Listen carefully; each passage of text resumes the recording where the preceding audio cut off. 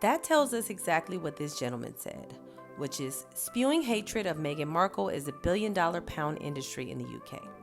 It will not stop until it stops being highly profitable.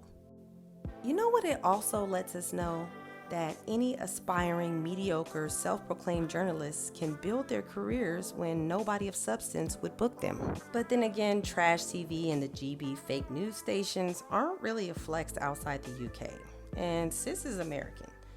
That's kind of like me being an expert for the Danish royal family on prominent Danish stations and expecting to build my career as an American journalist. By the way, she's now using Kate's image to pay her rent because we all know checks are slowing down, especially with all these controversies. But Harry and Meghan are the grifters. Then you have the online grifters who are now crying because they can't monetize off of Meghan and Harry hate. Now, I have a wonderful solution that could not only benefit their monetarily issues, but also the royal family as well. Now, it's been about a week since this person has no longer been able to monetize off of Harry and Meghan hate. And honestly, like I said, I think this person, if they would, change the direction of their platform, maybe create a whole new account dedicated to the royal family specifically. And of course, if she's interested in the youth of the royal family, she can talk about the Prince and the Princess of Wales. And she can let her 50 plus K subscribers know what her new page is, and she can start making money.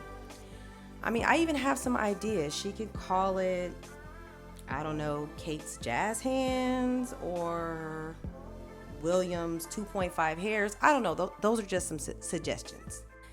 Now, 2023 hasn't been the best year for the crown critters. Shout out to Lord Everett for coining that term. He also has inducted that into the Urban Dictionary. Now, remember earlier this year, this grifter effed around and found out when he was demonetized for spewing Harry and Meghan hatred. Of course, he went crying to any news organization he could find that was desperate enough to give him a platform. He talked about how he was losing 2,500 pounds a month in income, which was definitely going to be hard on him because he basically gets crumbs monthly because he's unable to get a real job. But here is the reason why his account was demonetized. Now, he basically said that he was going to slice them to the grave, and he doesn't give a F who shares this video. Here's another one where he has some thoughts about Meghan Markle that I am unable to repeat. Now, I've always believed that there was an initial hate campaign coordinated from the beginning. And even if you look at some tweets from people like Demented Dicky, he was kind of dropping hints that they were trying to sabotage this relationship. But I don't know if anybody had seen this report from Bot Sentinel. Now, Bot Sentinel did a report. This was in October of 2021. They had released a number of reports within a couple weeks span. And this report basically talked about the accounts that had been targeting Harry and Meghan. These were basically coordinated attacks against Harry and Meghan. And these accounts, it was about 83 accounts, I believe. They were responsible for 70% of the hate that was directed towards Harry and Meghan. And when they released the second report, which was a couple weeks later, they showed how these accounts were very strategic, and they interacted with several royal rodent accounts, which actually allowed them to amplify their messages, and also it helped increase their visibility on platforms like YouTube and Twitter.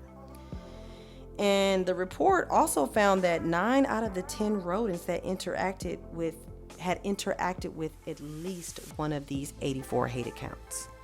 Now, once the third report was posted, they also discovered how these accounts were able to mobilize on several different platforms. Of course, by using Twitter, they were able to spread that misinformation, and they were able to promote their YouTube channels, which enabled them to make money. The report starts with one account in particular by the name of Yankee Wally. Now, this account co-founded a private Meghan hate group called MeWe. Scammy is also a member, and she is in regular contact with this group. The report also shows how this account bought fake Twitter accounts in bulk to help spread the hate. Now, the MeWe group consisted of mostly middle-aged women of no color, primarily located in the UK, the US, and Australia. The members often use names to refer to Meghan and also Meghan's supporters by names that I cannot even repeat on TikTok, otherwise this would be a community guidelines violation. Now, according to the report, this group was the catalyst that began the smear campaign, and of course, these are the three women that are primarily behind this group. Now, the grift began in 2019 when, according to Taz, Murky Meg, and Yankee Wally all started their bootleg YouTube videos to talk about Harry and Meghan. Now, their purpose was to create content with nothing but lies and conspiracy theories. The effort worked, and between all of these three accounts, they had a total of 70 million views and an estimated of 494,000 in YouTube earnings. Those three accounts alone garnered a large following on Twitter and YouTube by repeating the same lies about Harry and Meghan that were created by the same WeMe group. They also used private WhatsApp group chats to strategize their plans. Sounds familiar? Yankee Wally even went so far as to let it be known that she was cool with Scammy because she made a video exposing the DMs between the both of them. Yankee Wally also gave tutorials on how to make fake Twitter accounts using VPNs. The purpose of them using the VPN helps them appear that they're in another country, and they also bragged about using multiple Twitter accounts.